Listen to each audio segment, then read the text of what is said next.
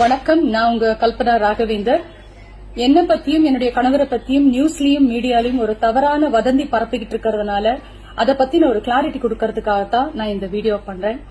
முதல்ல இந்த வயசுல நான் PhD, LLB இன்னும் நிறைய விஷயங்கள் படிச்சுக்கிட்டு இருக்கேன். பிளஸ் என்னுடைய மியூசிக் கரியர் மீதும் ரொம்ப நான் இன்டென்சிவா போக்கஸ் பண்ணிக்கிட்டு இருக்கேன். இதுல ரொம்ப ஸ்ட்ரெஸ் லெவல்ஸ் ஜாஸ்தியானதுனால எனக்கு பல வருஷமாவே சரியான தூக்கம் எனக்கு இல்ல. அந்த தூங்க முடியாத பிரச்சனைனால டாக்டர் கிட்ட ட்ரீட்மெண்ட் எடுத்துக்கிட்டப்போ இன்சோம்னியா இஷ்யூஸ் இருக்கு அப்படின்னு சொல்லி எனக்கு மெடிசன் பிரிஸ்கிரைப் பண்ணிருந்தாங்க. அந்த மெடிசன் அந்த ஒரு பர்டிகுலர் நாள் டோசேஜ் கொஞ்சம் ஜாஸ்தி எடுத்ததுனால அது எனக்கு லங் இன்ஃபெக்ஷன் ஆகி நான் அன்கான்சியஸ் ஸ்டேட்டுக்கு போயிட்டேன்.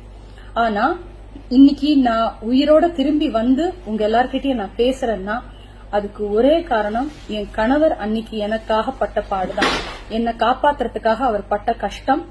ஏன்னா கரெக்டான டைம்ல, ஏன்னா அவர் வெளியூர்ல இருந்தாரப்போ என்னை காப்பாத்துறதுக்கு போலீஸோடைய ஹெல்ப் எடுத்துக்கிட்டு மீடியா எல்லாரும் வந்து மெடிக்கல் ஆம்புலன்ஸ் எல்லாம் அவர் கோஆர்டினேட் பண்ணதுனால கரெக்டான டைம்ல வந்து அவங்க என்னை காப்பாத்தி என்னை ரெஸ்கியூ பண்ணி ஹாஸ்பிட்டல் என்ன அட்மிட் பண்ணாங்க.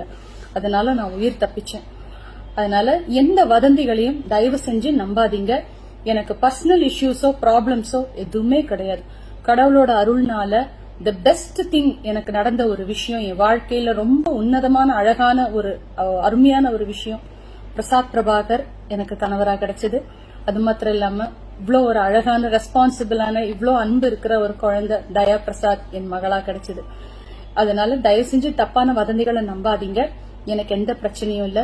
முக்கியமா இந்த தருணத்துல போலீஸ் டிபார்ட்மெண்ட்டுக்கும் மீடியாவுக்கும் என்னுடைய ரசிகர்களுக்கும் எனக்காக நான் நல்லா இருக்கணும்னு நினைச்ச எத்தனையோ உள்ளங்களுக்கும் அவங்க எல்லாருக்கும் என்னுடைய நன்றி. அது மாத்திரம் இல்லாம மியூசிக் ஃப்ரெட்டர்னிட்டியில என்னுடைய சீனியர்ஸ், என்னுடைய கொலீக்ஸ், என்னுடைய ஜூனியர்ஸ் அத்தனை பேரும் எனக்கு காமிச்ச அந்த ஒரு அன்புக்கு நான் என்னென்றைக்கும் நான் வந்து கடமைப்பட்டிருக்கேன். நன்றியோட உங்களுக்கு இருக்கணும்னு நினைக்கிறேன்.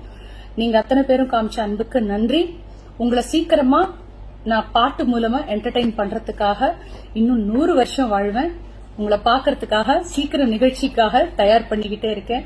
I'll be back soon with absolute normalcy. Thank you so much. Love you all.